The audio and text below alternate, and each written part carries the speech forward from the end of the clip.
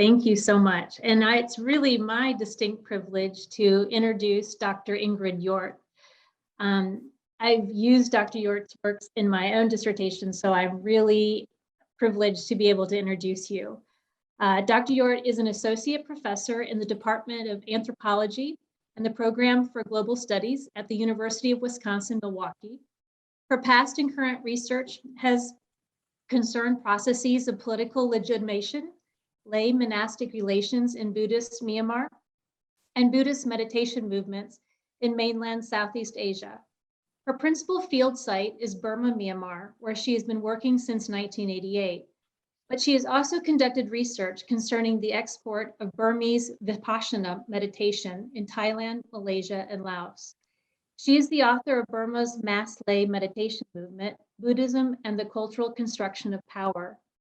In addition to her academic research, Dr. York has engaged in humanitarian projects and has served in an advisory role to the US government agencies. For example, in 2007 to 2008, she formed Burma Rescue, an effort coordinated within civil society groups in Burma's Irrawaddy Delta region to bring resources to victims of cyber when the military government was blocking aid. Today, she is with us to discuss the politics of spectacle, authoritarianism, and resistance in Burma, Myanmar. So without further ado, Dr. York, it's all yours. Thank you very much, Jenny. I sure appreciate it. And congratulations again on just finishing up your PhD. So today, I'm going to be giving you some spectacles, some spectacular events to think through what Burmese Buddhist ideas of sovereignty are about, and how there are competing ideas about the sources of political legitimacy that have shaped the political landscape of Burma since independence in 1947. Populist political resistance to the military has likewise availed itself of these discourses. And so I'm going to be providing you with a number of slides, which will not be particularly organized, at least to the text. But what I would like to do is be able to show you the differences in the way in which legitimacy is projected by the military authorities, and also how it is resisted. In Burma, kingship is an important way of thinking about political legitimacy.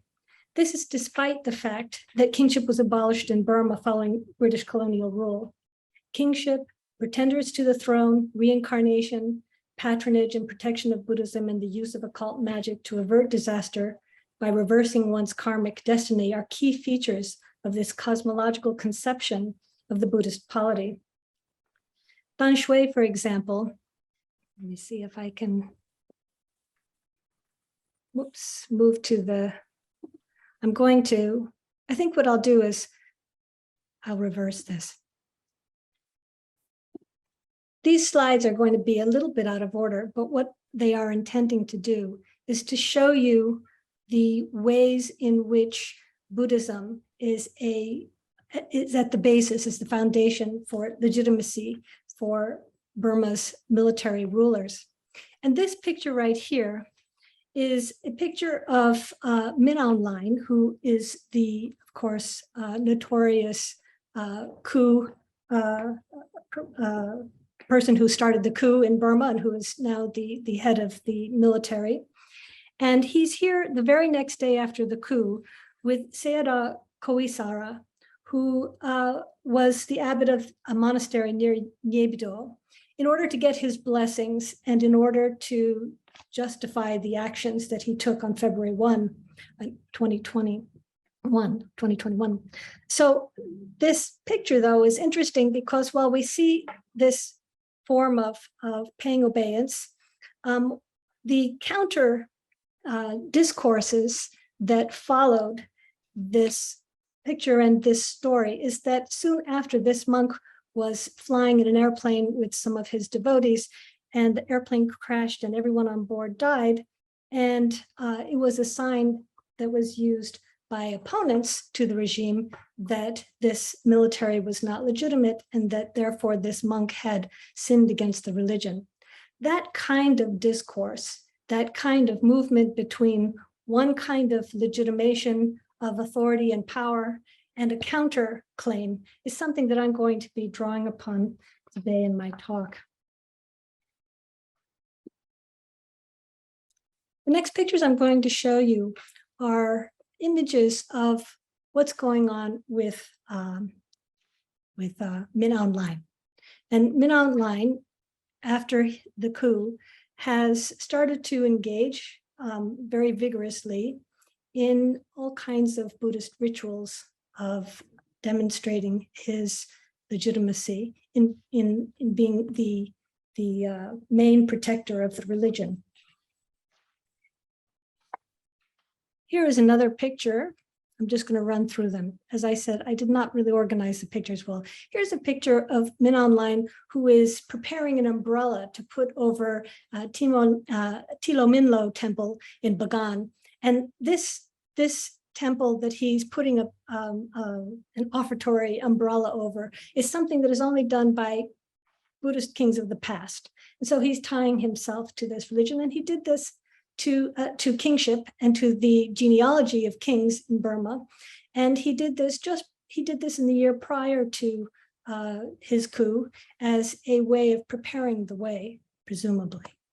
Here's another image. Here he is with his son, and he's also making these offertories again for another pagoda.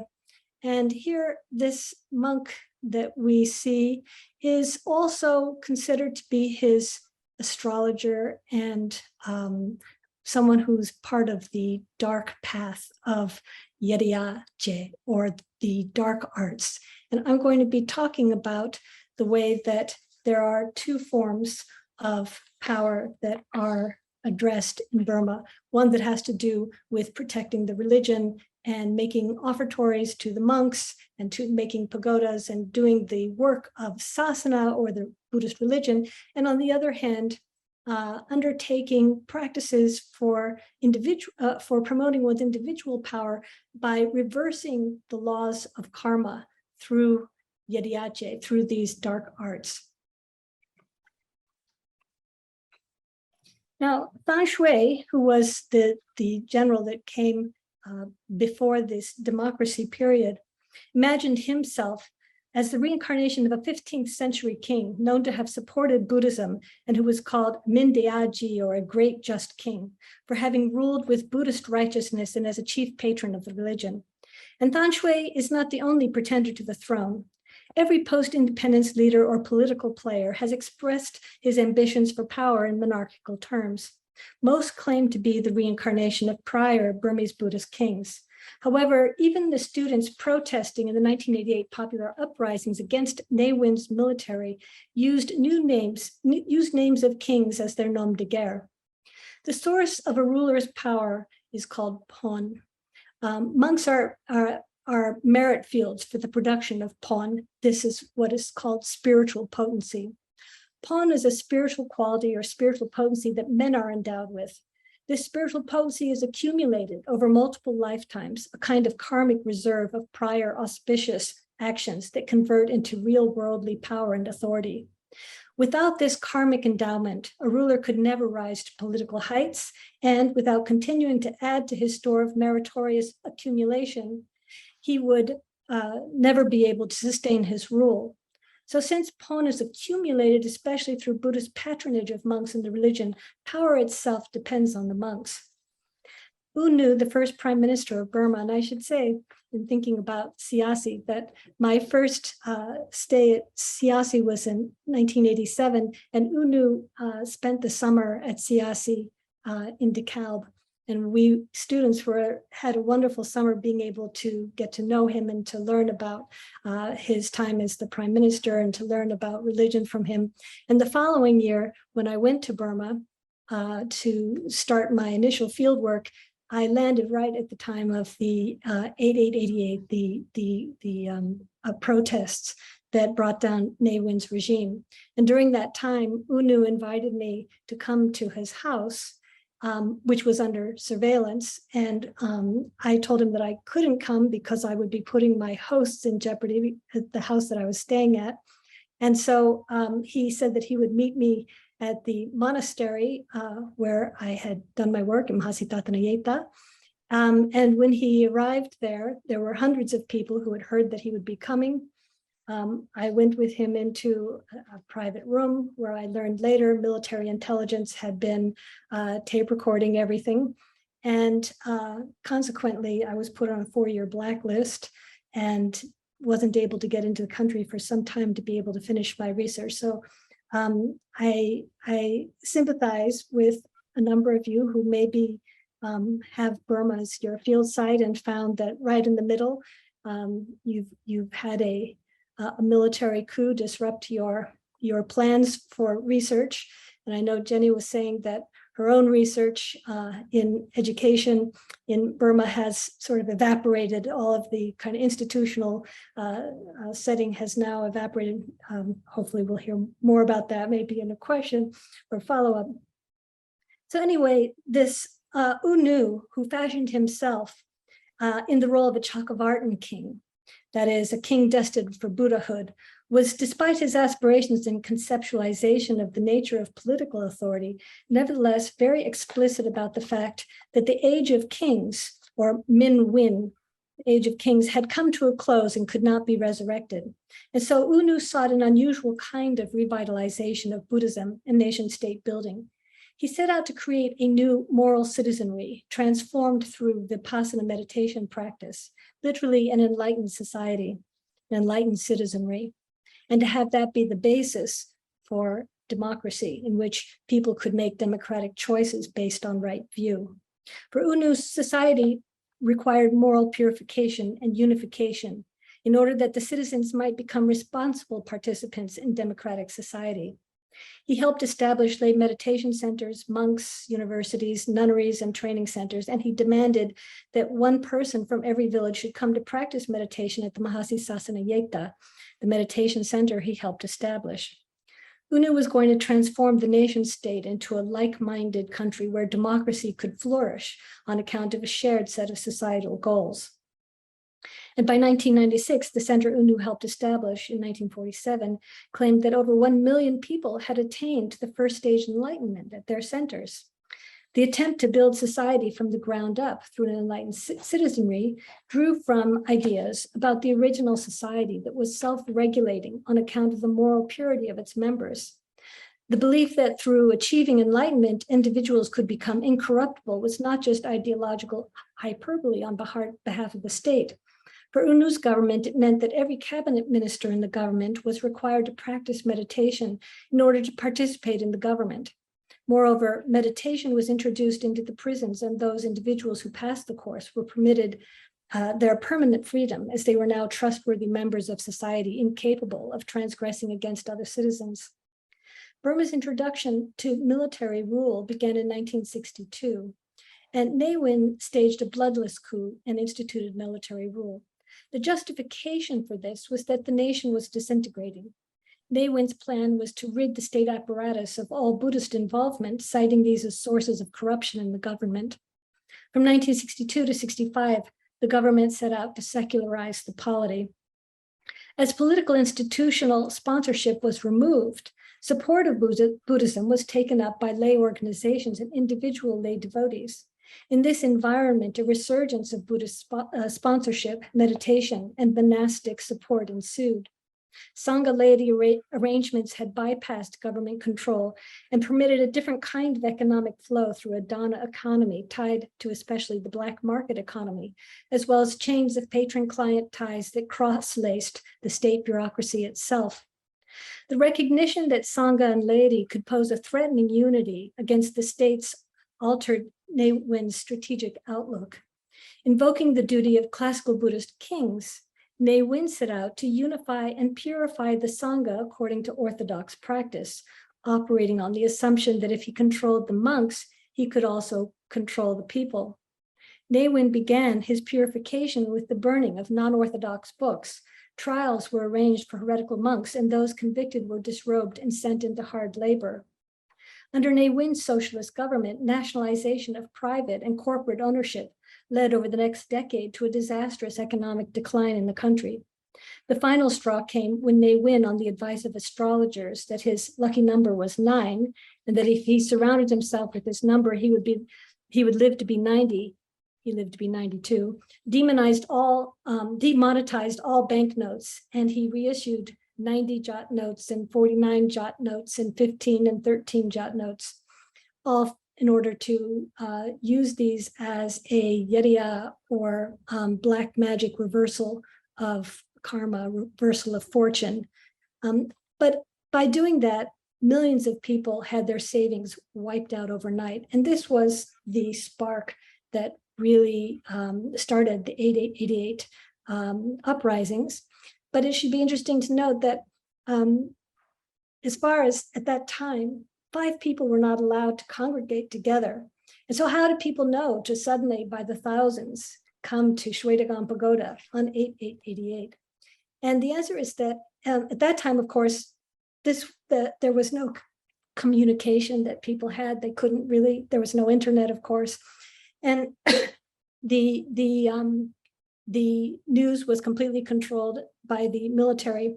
And it was the BBC itself that actually helped to draw the uprising to Shwedagon on 8888 by repeating a rumor that had gone around that was an auspicious number for being in opposition to the 9s of the military.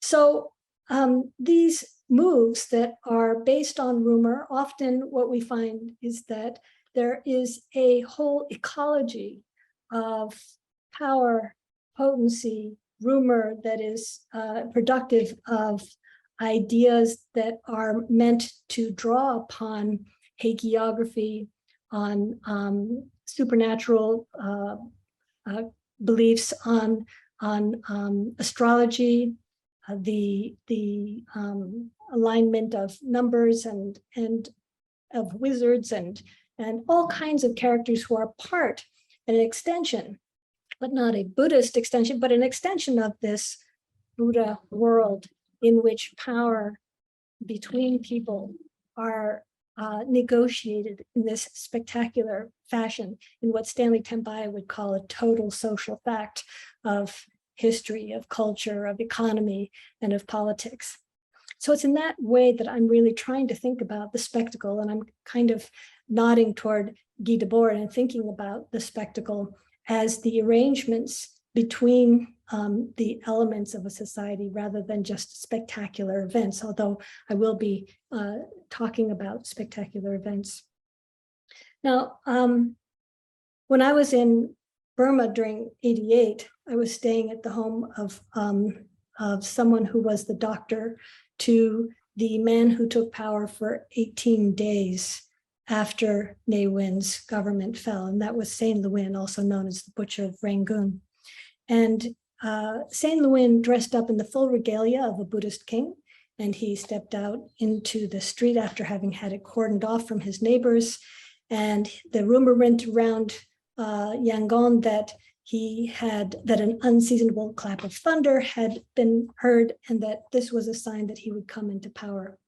These kinds of prophecies and the assertion that by being able to take on the regalia of kingship, to be able to demonstrate that you are in alignment with the nature and dharma that would allow your power to rise against all others. This is part of what I'm talking about as a system of political kingship that is still functional today.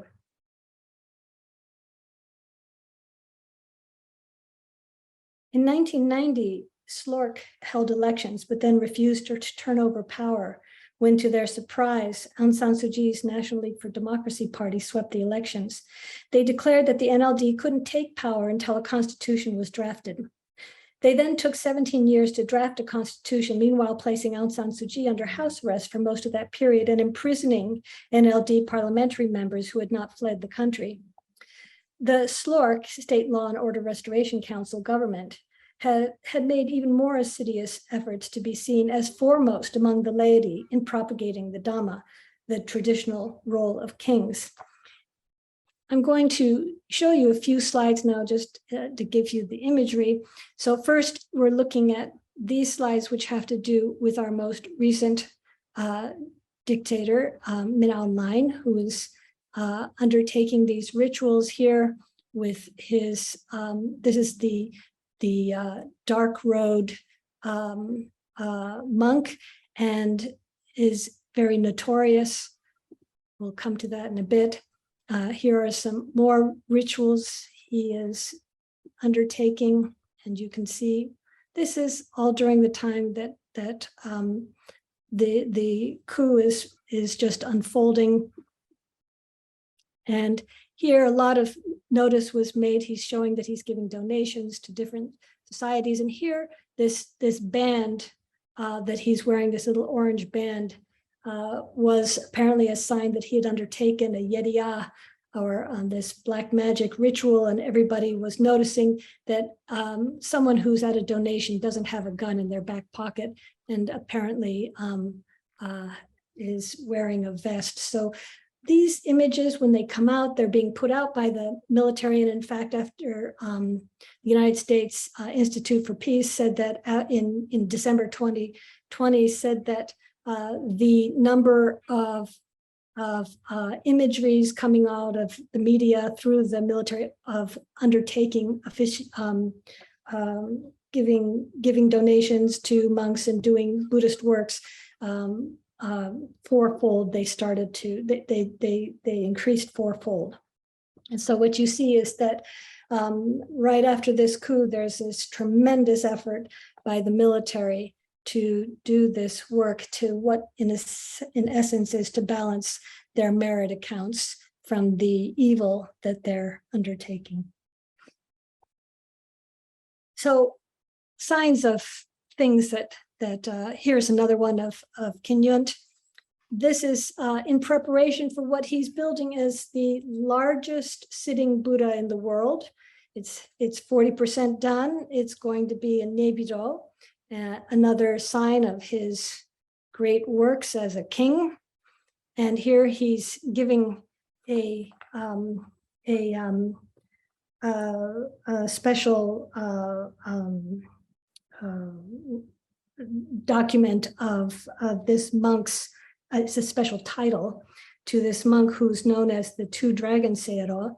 And all of the monks that Min Aung Hlaing is seen with are also monks who engage in doing yediya, who do black magic.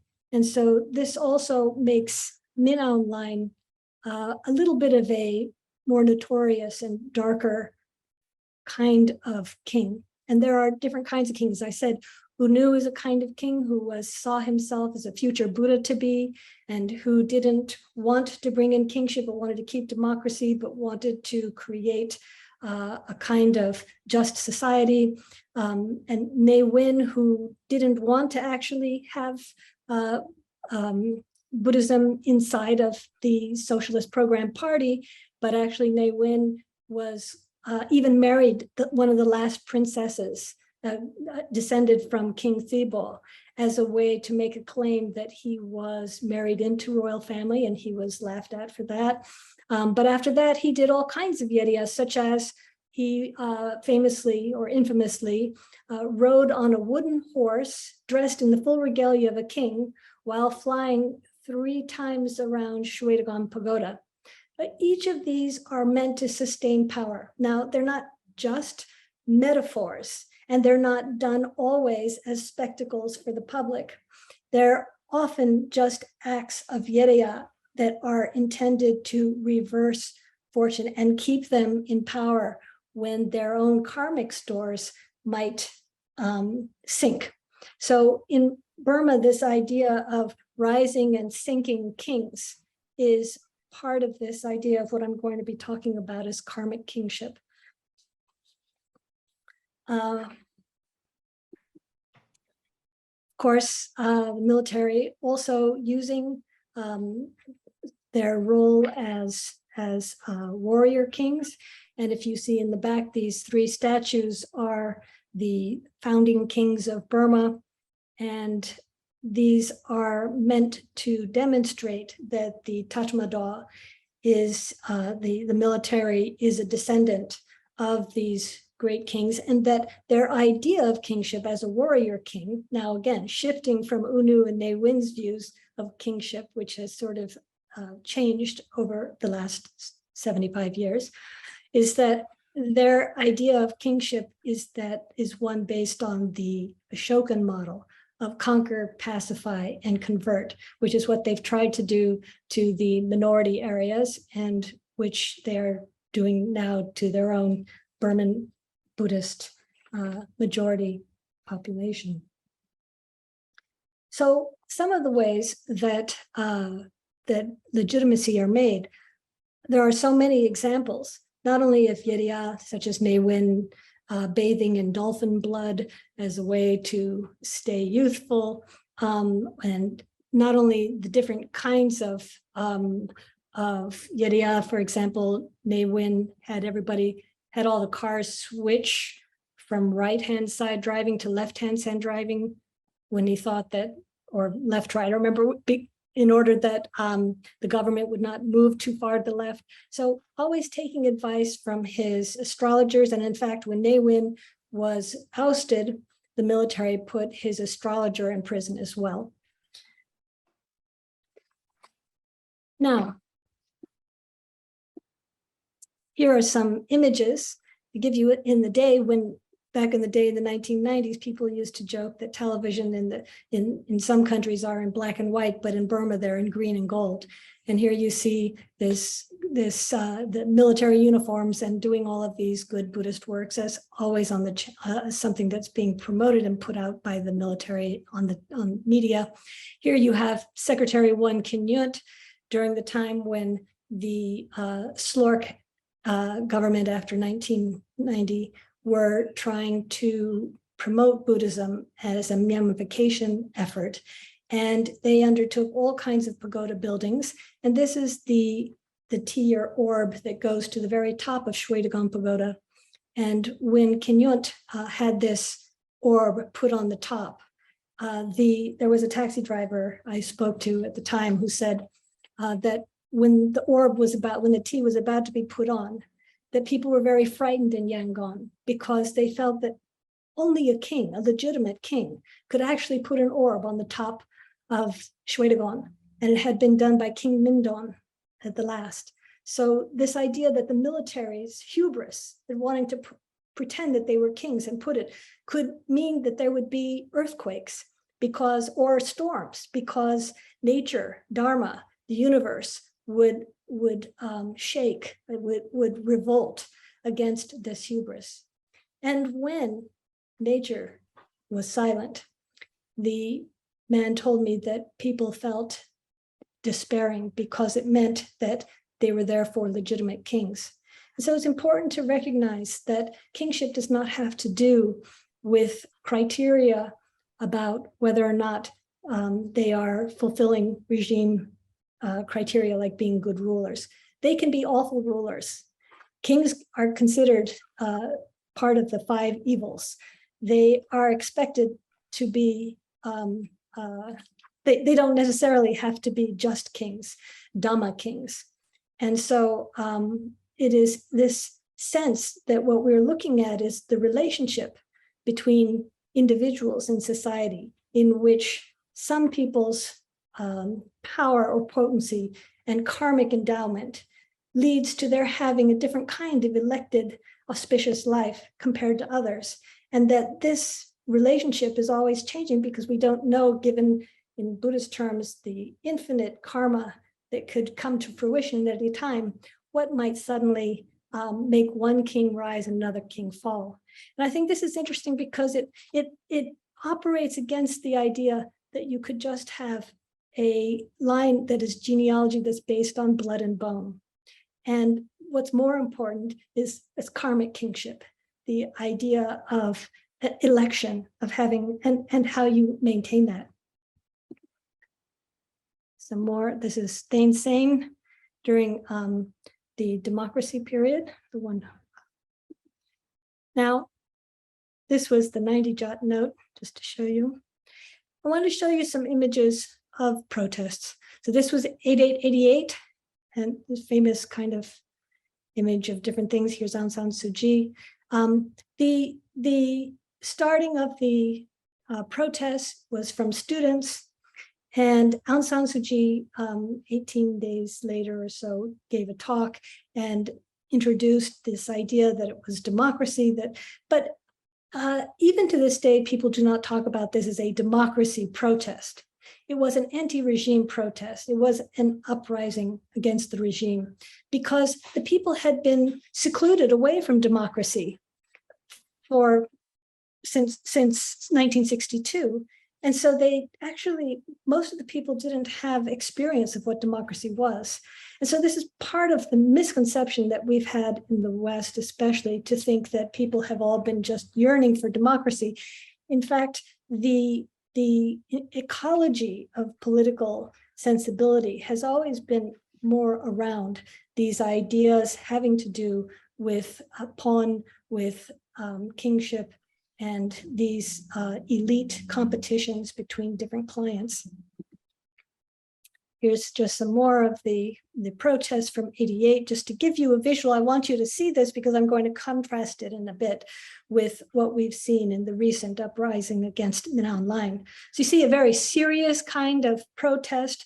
There were students, especially in 88. There were especially high school students and young kids wearing the green and white, and so many of them were killed. And then we have here, and I'm going to demonstrate another kind of spectacle, which is probably you've all seen, which was the so-called Saffron Revolution. And here what we have is it was sparked by a fuel subsidy that was removed by the government. And when the monks started chanting loving kindness, the military tried to crack down on them, and they lariated some monks in Pukoko, and they killed a monk. And as a result, the shedding of a monk's blood was considered such an offense against the religion that the monads, each individual monastic monad, had a runner. They had runners that would move between these monads across the country to ask each Sangha unit if they would turn the bull over and refuse the alms of the military as a kind of excommunicative rite in protest, because the religion itself was being threatened. Now, the military undertook a brutal crackdown, and they cordoned off many monks and nuns and put them in the football field to hold them captive. And they brought the head of the Mahana, which is the head ecclesiastical group for the monks in Burma, and wanted them to disrobe the monks. And the monks refused, saying that that wasn't their role, that they couldn't actually force another monk to disrobe. And so the military took all of those monks out of that position and replaced the Mahana with their own monks. And so one of the things that I have been noticing since the 1990s and until the democracy period was that one of the efforts that the military was trying to undertake was to actually find a way to break the bond that had them tied to the Sangha for their political legitimacy, because monks could say that they were not acting appropriately. And so they kept placing into monasteries. They would have in their lay committees, they would put retired officers as kind of golden parachutes to land in these committees within monasteries. They replaced monks. They gave titles to monks that they wanted. And it was a kind of trying to degrade or tarnish the Sangha as a way to create a wedge between the people and the monks. I think that they really only accomplished that once they supported Mabatha, which is the ultranationalist fringe of the Sangha that was financially and also in other ways supported to be a cudgel against Aung San Suu Kyi. That's more that you need to know, but just here's some more pictures to give you that sense of what that turning over the bowl was about. And the people who were, so here they are linking hands in order to protect the monks, and the shock that they had when the monks were actually killed. Here, I'm showing you a picture now. Aung San Suu Kyi was still under house arrest. And this is a picture of Tamanya Seyara and Aung San Suu Kyi. Tamanya Seyara was reputed to be an arahat, a fully enlightened being, and also someone who had practiced yeriya and had special magical powers. He was considered to be a wizard. And shortly in the months after the protests of the Saffron Revolution, a rumor went around that Than Shwe, General Than Shwe, the head of the military, that when Tamanya Seyara had died during this period, right after the died of natural causes, but died after the Saffron Revolution, and it was reported. I remember being alarmed when I read it in the newspaper that Tamanya, whose body was put in state under glass for all of the devotees to come and pay respects, that his body had been stolen by military men. And the rumor that went around and has been treated as fairly serious is that Than Shwe roasted and ate the body of the monk as a way to become a mighty man of endeavor, which is what some of the ways that kings in the past had established their rule and created the conquest over large parts of Burma during their times. So when that rumor, the idea was that by having eaten the monk of the body, that he was going to be, he had tried to actually, this is the rumor that went around, that he had tried to see if he had powers and he wanted to try to fly. And he jumped off a chair and hurt his back. This was part of, again, is part of the counter politics that is meant to ridicule, but also to draw attention to the ways in which yeriya is used or contested. Now, the real contest came that soon after, like within a few days, Nargis, Cyclone Nargis made landfall and 140,000 people were killed. And at this point now, the people felt that this was definitely a repudiation of Than Shwe, and that nature was demonstrating that this was an illegitimate king, that kingship was not in alignment with the natural order. This was something that Than Shwe also took very seriously, and consequently, he, on the advice of a personal astrologer, rammed a constitutional referendum through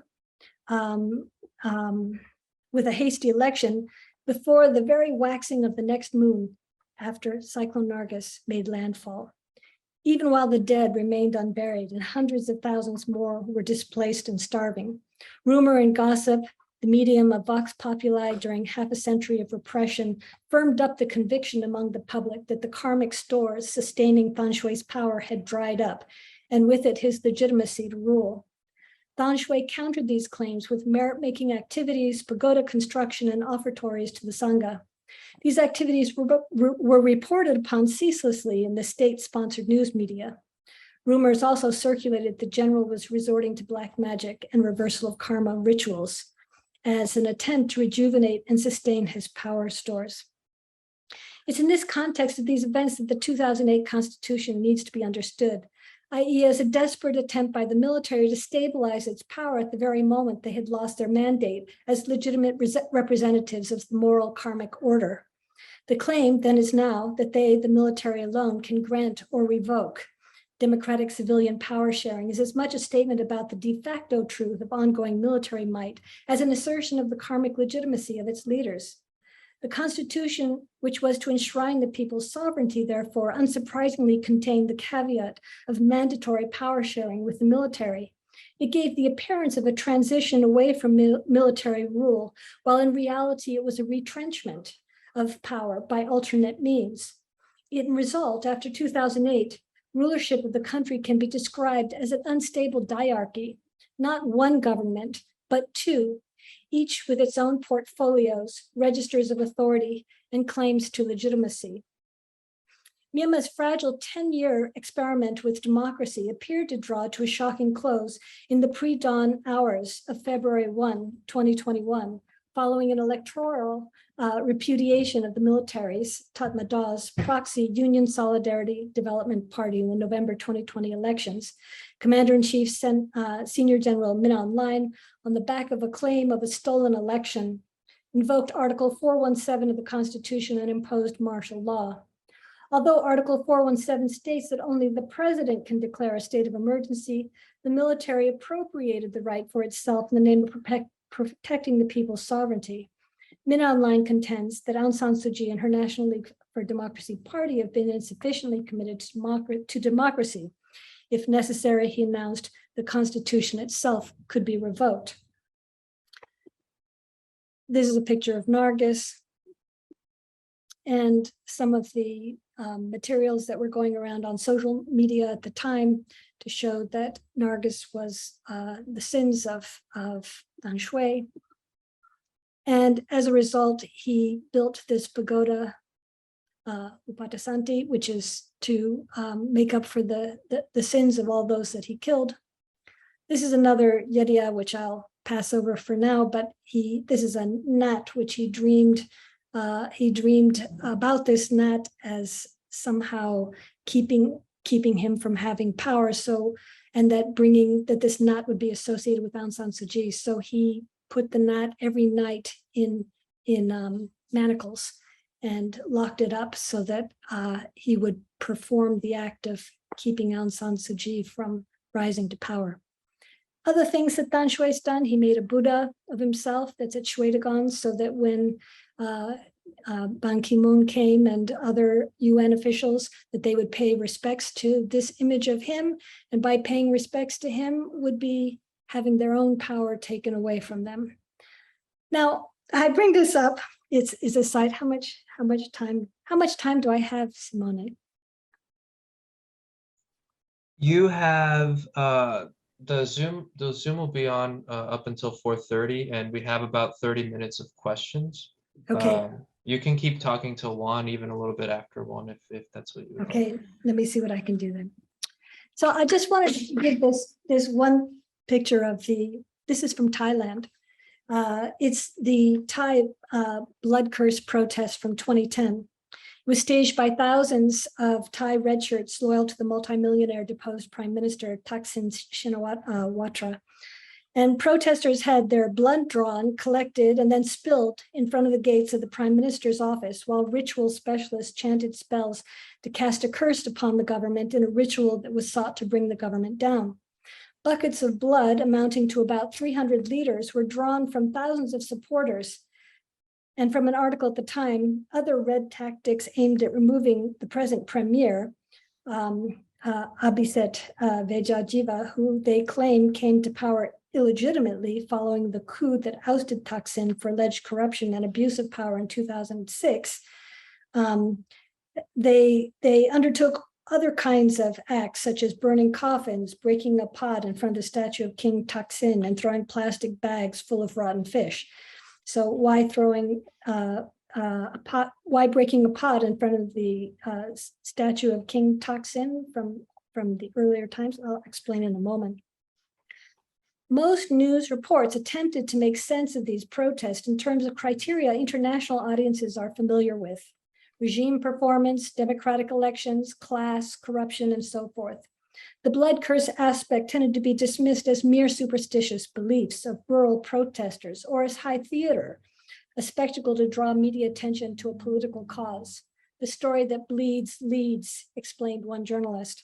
However, the blood curse protests were animated by some very particular cultural conceptions about what the sources of political legitimacy are and about how power might be achieved, sustained, or overthrown. These cosmological assumptions are embedded in broader claims about political legitimacy that are shared throughout the Buddhist Southeast Asia. The Thai blood curse protest by the Red Shirt Party was situated in a larger historical context of black magic battles. The counter-protest to this event was staged a few days later by Yellow Shirt Party protesters who smeared the blood from pregnant women around statues of key political figures associated with the Red Shirt Party in order to neutralize their curse on the government. Another feature of this struggle plays out on a meta-historical level. Many of the Red Shirt followers who support the ousted Thai Prime Minister, Thaksin, believed he was the reincarnation of King Thaksin, who ruled Thailand in the late 18th century. In one version, King Thaksin went mad and was executed in 1782 by a general who then proclaimed himself king and founded the Chakri dynasty, from which the present king of Thailand is descended. Since the present king was perceived to have thrown his support against the Red Shirts launched a counterclaim about the legitimacy of the dynasty itself by asserting that their leader, ex-Prime Minister Thaksin, was the reincarnation of King Thaksin and therefore karmically descended from the prior monarchic lineage. There are 2 points that I want to underline in my talk today. The first is that supernatural wars, dark rituals, reversals of fortune, yediya, astrology, numerology, wizards, nats, or spirit interventions are part of the political landscape in Southeast Asian Theravadan countries. These supernatural power struggles are non-doctrinal vernacular extensions of the Buddhist framework of political legitimacy making and the production of power through merit making and other Buddhist-related activities directed at the preservation, promotion, and propagation of the faith, and which convert to spiritual potency and power. The second point I'd like to underscore is that kingship remains a central feature of Theravadan Buddhist politics in mainland Southeast Asia. Oscillations between democratic and military rule represents the movement between 2 principles of sovereignty and 2 competing sources of political legitimacy. On the one hand are Western principles of classical democratic liberalism, pluralism, individuality, negative rights, and so on. And on the other is an idea about sovereignty and power that depends on transcendent sources of power, which culminate in what I call karmic kingship. That is, the sovereign as embodied spiritual potency whose karmic store of prior good deeds has been realized in their election as foremost sovereign. So I'm going to quickly move now to looking at the Gen Z protests that started the counter-coup protests in February of 2021. I want to outline some of the ways in which the most recent, the so-called Gen Z protests, differed from those that preceded it, and the consequences of this for the SAC junta's accustomed rhetorical strategies for maintaining political legitimacy during and subsequent to the initial violence of 2021. 2 days after the coup, a massive civil disobedience movement referred to in Myanmar as the CDM began. Medical workers in 110 hospitals and health departments in 50 townships began to strike, followed soon by trade unionists in a broad range of sectors. And here we're seeing, here's some of the pictures that you can see. And I'm going to give you a number of slides just to give you an idea of how different a flavor, how different a spectacle this protest was. So the theft of a nation, we don't want a dictatorial government.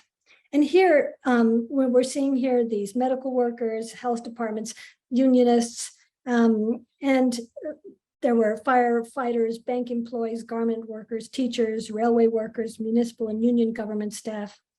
The military-controlled Myanmar Oil and Gas Enterprise and Myanmar National Airlines were shut down. And what I wanted to show is how we're still seeing here in these protests where everybody is conforming and not standing outside of the borders of how they're supposed to perform as a collective protesting unit. And so you see here all the different groups that are different kinds of elements of the protest that represent various segments of the protest movement that are lined up in this fashion. Some of them, all of them kind of carrying signs and wearing similar clothing.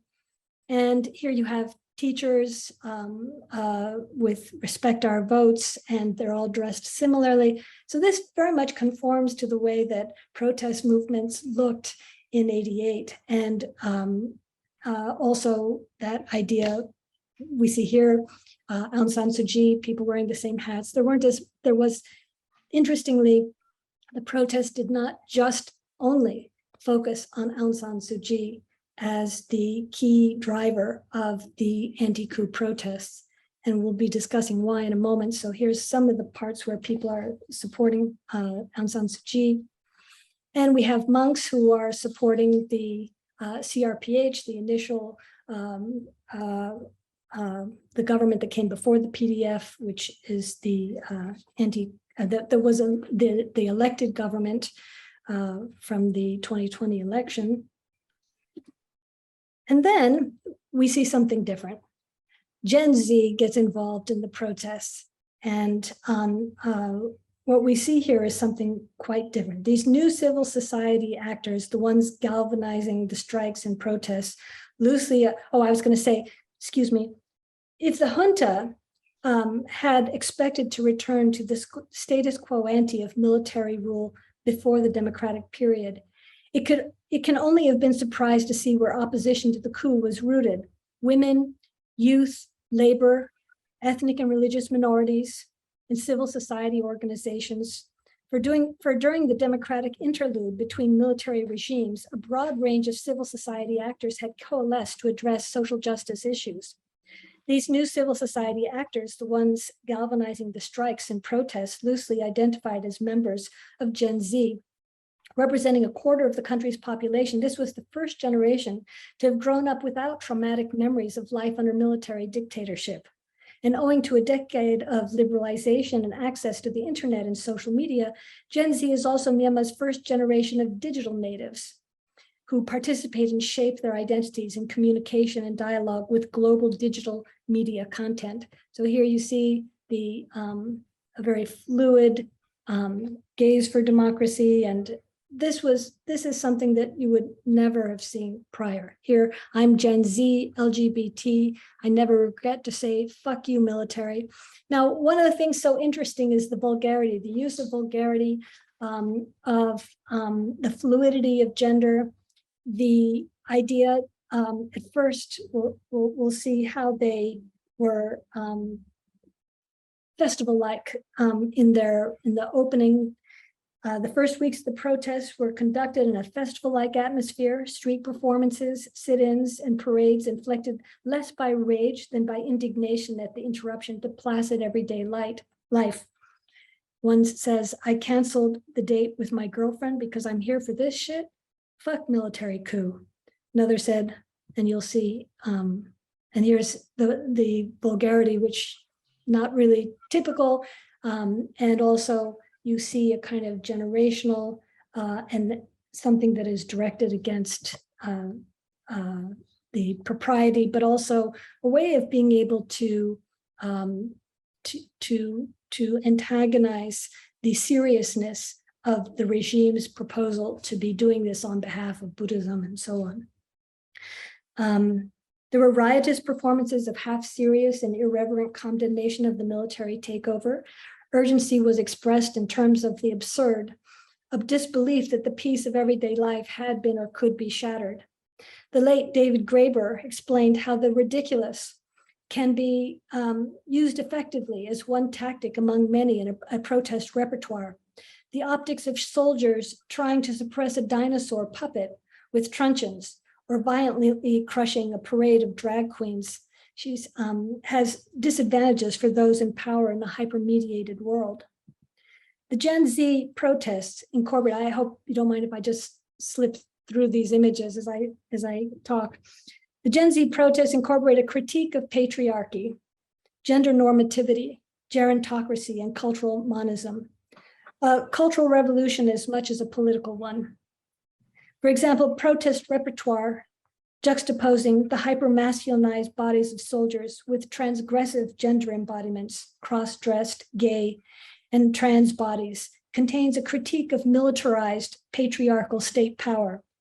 One protester, a femboy wearing a dress and apron, carried a sign in English that read, "Shoot me with the cum, not with the gun." The parallel with the 1960s era's American anti-war slogan, "Make love, not war," iterates the logic of the oppositions of peace and war, love and hate, violence and nonviolence, messages with global salience.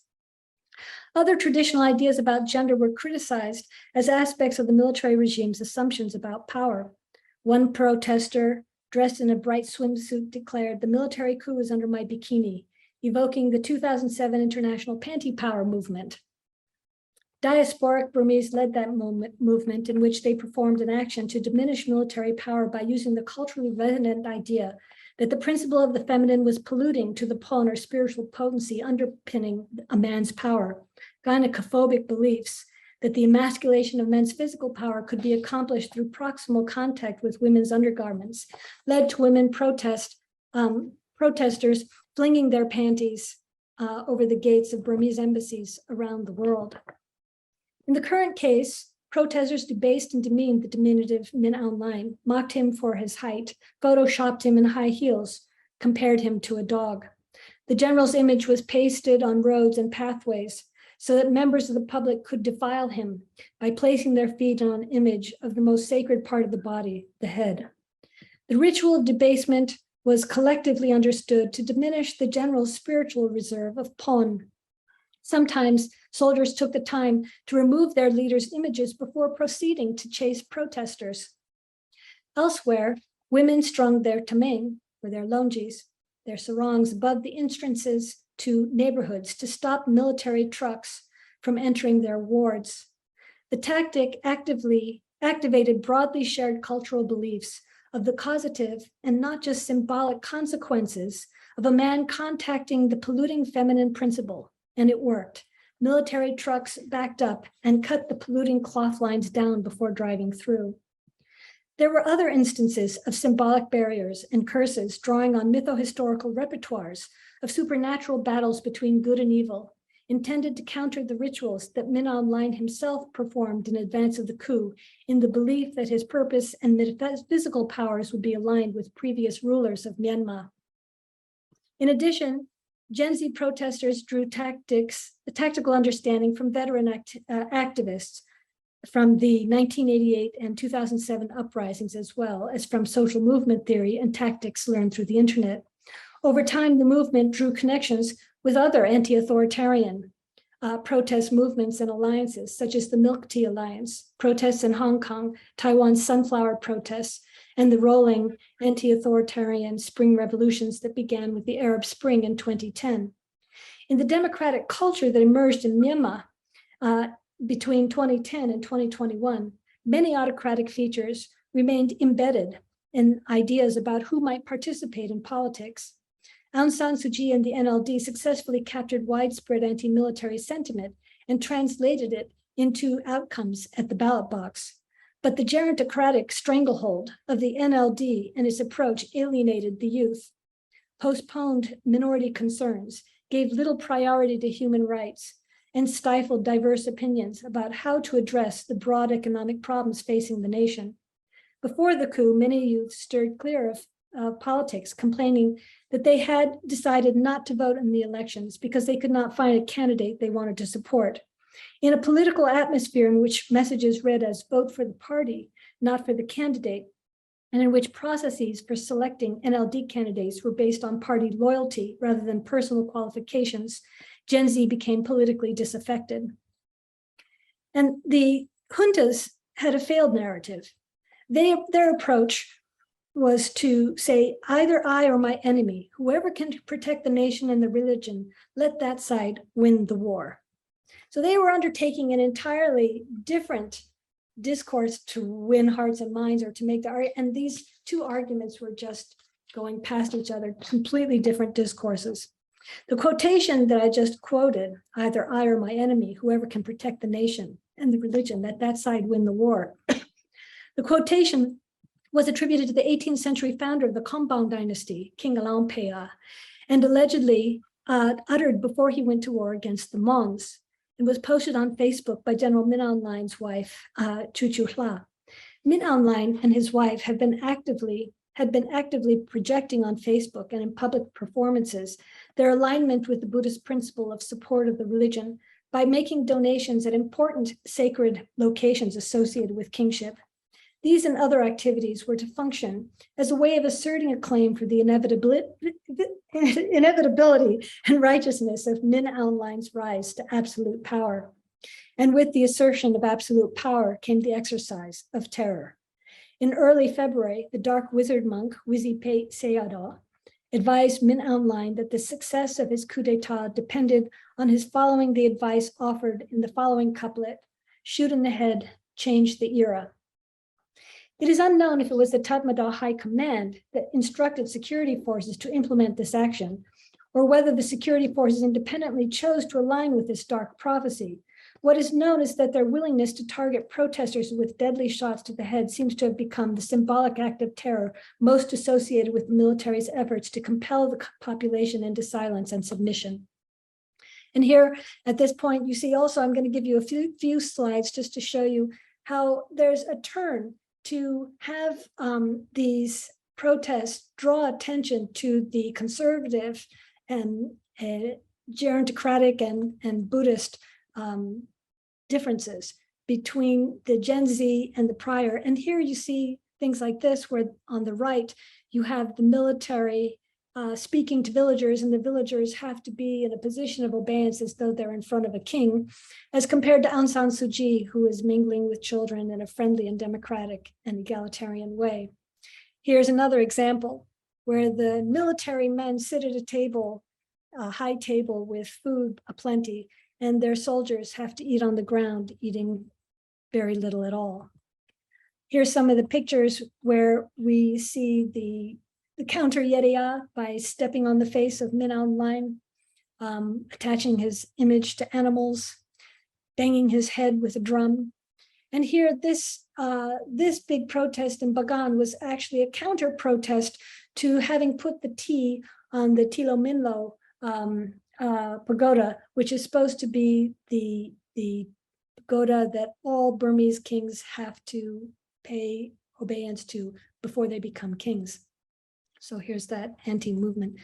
This is the picture of the image of the Tamay or the Sarong that were keeping military men out. You can see they're up here trying to take down the Longji before they even enter into the ward or neighborhood. And this picture, which was, there was a lot of remediation where you would have one image, you'd have a photograph that would then be turned into a cartoon or to a drawing, and then that would become a meme. And so there was a kind of proliferation of the image and the idea that went over Facebook, which and other TikTok sites and so on.